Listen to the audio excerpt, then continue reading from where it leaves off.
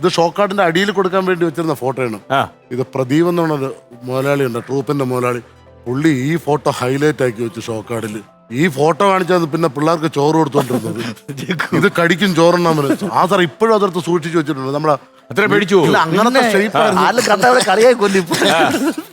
ഈ മുടി ഇപ്പൊ കണ്ട അതിനിടയ്ക്ക് നോബിയെ ഈ തൃശ്ശൂരിൽ എവിടെ ഒരു പ്രോഗ്രാമിന് പോയിട്ട് എന്തോ ഒരു പ്രശ്നം ഉണ്ടായല്ലോ, ഏതൊരു ട്രൂപ്പിൽ പോയിട്ട് ഒരു ഇഷ്യൂ ഉണ്ടായില്ലേ, അതായത് പൊളിഞ്ഞു പാളീസായി പോയി. അത് എല്ലാ ജില്ലയിലും ഉണ്ട്. അത് എല്ലാ ജില്ലയിലും ഉണ്ട്, അവിടെ മാത്രമല്ലല്ലേ?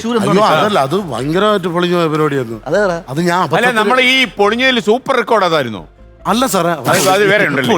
അല്ല, ഞാൻ ഈ പരിപാടി സത്യത്തിൽ കളിക്കാൻ പോയല്ല, കാണാൻ പോയാണ്. കാണാൻ പോയി എന്നെ കൂടെ പിടിച്ച് വിരട്ടി കളഞ്ഞവന്മാര്. ഞാനാ ഒരു ട്രൂപ്പില് പണ്ട്.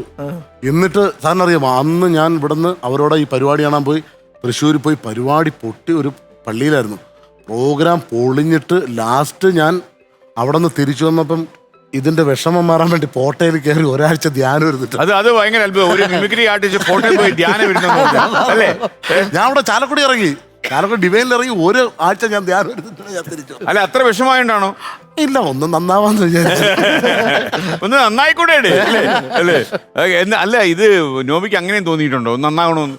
നോബിയൊക്കെ ഇനി എങ്ങനെ നന്നാവും അല്ലേ? അതിലെ മാക്സിമം നന്നായിരിക്കണം അല്ലേ? അത് ഇത് നീ കൂടുതൽ നന്നാകാനുണ്ടോ? അല്ല സാർ, ഏറ്റവും വലിയ സംഭവം എന്റെ അമ്മയ്ക്ക് ഭയങ്കര ആഗ്രഹമായിരുന്നു എന്നെ ഒരു പള്ളിയിൽ അച്ഛനാക്കണമെന്ന്. ആഗ്രഹം ഭയങ്കര ആഗ്രഹമായിരുന്നു, നടക്കാതെ പോയൊരാഗ്രഹമായി പോയി. പക്ഷെ നോബി പള്ളിയിലച്ഛനായിരുന്നെങ്കിൽ ഈ നല്ലവരായ പള്ളിയിലച്ഛന്മാർക്ക് എന്തെല്ലാം സങ്കടങ്ങൾ ഉണ്ടായത് ഞാനത് ആലോചിക്കുന്നത്. ഒരു പള്ളിയിലച്ഛനോട് ചോദിക്കാം, അച്ഛോ ഈ നോബി ഒരു ഫാദർ നോബി കുര്യാക്കോസായിട്ട് കാണാൻ പറ്റുമോ? വർഷങ്ങൾക്ക് മുമ്പാണെങ്കിൽ ഇനി സാധിക്കും തോന്നല്ല. ഇല്ലല്ലേ? അല്ല, ഇത് നോബി ഇറങ്ങിയിരുന്നെങ്കിലേ അവസ്ഥയൊന്നും ആലോചിച്ച് നോക്കും, ഫാദറിന്റെ ഒക്കെ നമ്മുടെയൊക്കെ പണി പോയനെ. അത് വേറെ സംഭവം എന്ന് പറയുമ്പോ ഞാൻ അങ്ങനെ ആയില്ലെങ്കിൽ പോലും അമ്മച്ചി ഭയങ്കരമായിട്ട് പ്രാർത്ഥിക്കാനൊക്കെ പഠിപ്പിച്ചിട്ടുണ്ട്. ഞാൻ വലിയ വിശ്വാസിയാണോ? ഭയങ്കര വിശ്വാസമാണ് സാർ. എനിക്കത് ഒരുപാട് അനുഭവങ്ങളുണ്ട്. ഡെയിലി 2 നേരം പ്രാർത്ഥിക്കുന്ന ഒരാളാണ്. അപ്പോ എപ്പോഴൊക്കെ അത് രാവിലെയും പ്രാർത്ഥിക്കും, രാത്രിയും പ്രാർത്ഥിക്കും. അപ്പൊ രാവിലെ എനിക്ക് പണി കൊടുക്കാൻ വേണ്ടിയുള്ള സാർ എന്റെ ജീവിതത്തിൽ സീരിയസ് ആയിട്ട് പ്രാർത്ഥന. എന്റെ ജീവിതത്തിൽ ഞാൻ രാവിലെ പ്രാർത്ഥിക്കാതെ 2 പ്രാവശ്യം ഇറങ്ങിയിട്ടുണ്ട്. ആ 2 പ്രാവശ്യം എനിക്ക് ആക്സിഡന്റ് പറ്റിയിട്ടുണ്ട്. അതെനിക്ക് ഭയങ്കര ഒരു ഇതാണ്. അതുകൊണ്ട് ഞാൻ പ്രാർത്ഥിക്കാതെ എനിക്കൊരു പരിപാടിയില്ല. ഈ അഖിലിനെ പരിചയപ്പെട്ടപ്പോഴും പ്രാർത്ഥിച്ചോണ്ടിറങ്ങിയ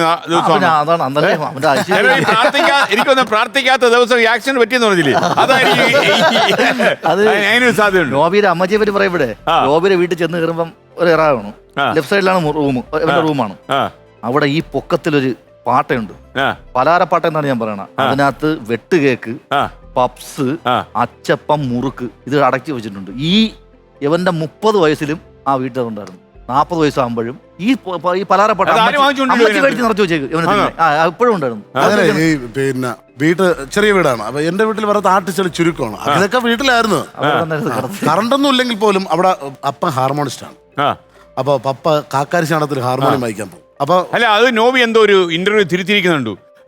ഹാർമോണിസ്റ്റിന്റെ മകനാണല്ലേ? അല്ല, റബ്ബർ ടാപ്പിംഗുകാരൻ കൂടിയായിരുന്നു അല്ലേ? അത് പിന്നെ അത് പറയാൻ വിട്ടു എന്നുള്ളതിൽ ഓർപ്പിക്കുന്നുണ്ട്. പപ്പ ടാപ്പിംഗ് ആയിരുന്നു. അപ്പൊ ഈ പിന്നെ രാത്രി കാക്കാരിശാടത്തിന് ഈ വിൽക്കലാമേള അതിനൊക്കെ ഹാർമോണിയം വായിക്കും. വെളുപ്പിന് വെട്ടാനും പോണം പപ്പയ്ക്ക്. അപ്പൊ ഈ കാക്കാരിശാടത്തില് എല്ലാ ദൈവങ്ങളും ഉണ്ടല്ലോ കാക്കാരിശാടത്തിൽ. അപ്പം ഇവരൊക്കെ പിന്നെ ഇനി വരും വീട്ടിൽ വന്ന് കിടന്നു കഴിഞ്ഞാൽ രാവിലെ MC റോട്ടിൽ വണ്ടി കിട്ടുമല്ലോ. പുതിയ ആൾക്കാർക്ക് അറിഞ്ഞൂടാ ഈ കാക്കാരിശാടം. വലിയ ഉപദേശങ്ങളാ. അപ്പൊ ഞാനും പരിപാടിക്ക് പോകും. അപ്പൊ പരിപാടിക്ക് പോയിട്ട് കറണ്ട് ഇല്ലാത്തതുകൊണ്ട് രാത്രി വന്ന് കയറുമ്പം എനിക്ക് എന്റെ റൂമിൽ പോകണം. അപ്പം വീട്ടിന്റെ ഫ്രണ്ടിൽ ഒരു വലിയ ഹാളായതുകൊണ്ട് എല്ലാരും ഇവിടെ കിടപ്പുണ്ട്. അച്ഛന്റെ പരിപാടി പ്രോഗ്രാം ഇവര് കിടപ്പുണ്ട് ഇവിടെ വെളിയില്. ശിവൻ, നാരദൻ, അല്ലല്ല നമുക്കറിയാലോ. ഇവരെല്ലാരും എനിക്ക് പരിചയമുണ്ടല്ലോ. അപ്പൊ വെളുപ്പിന് ചെല്ലുമ്പോ ഈ ലൈറ്റ് ഇല്ലാത്തോണ്ട് ചെറിയ ഇതിലാണ് ഞാൻ നാരദനെ ചവിട്ടാതെ പോടാ കാര്യേ. എനിക്കെല്ലാരും അറിയാമല്ലോ. അപ്പൊ അങ്ങനെ ഇവരുടെ പേരല്ലേ നാരദനെ ചവിട്ടാ പോലെ ഞാൻ ഇവരോട് പറഞ്ഞു എല്ലാം. പക്ഷെ പേടിക്കാതെ കിടക്കാം, മൊത്തം ദൈവങ്ങളെ കൂടെ അല്ലേ കിടക്കണം, ഒരു പ്രശ്നമില്ല. പിന്നെ അവർക്കൊക്കെ ഭയങ്കര ഫാൻസാണ് സാർ പണ്ട് ആകാശനാടകത്തിന്. അന്നൊക്കെ ഹിറ്റല്ലേ, അറിയാം.